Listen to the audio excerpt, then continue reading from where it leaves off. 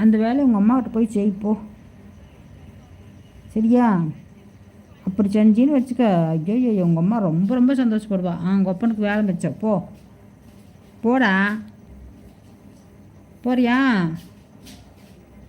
போ.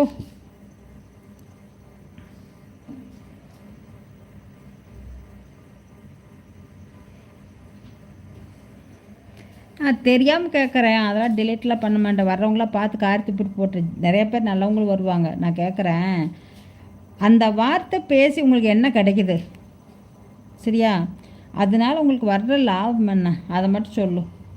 லாபம் வந்துச்சுன்னா நான் சந்தோஷப்பட்டுக்கிறேன். சரி பரவாயில்ல, பசங்க இதனால சந்தோஷப்படுறாங்க அப்படின்னு.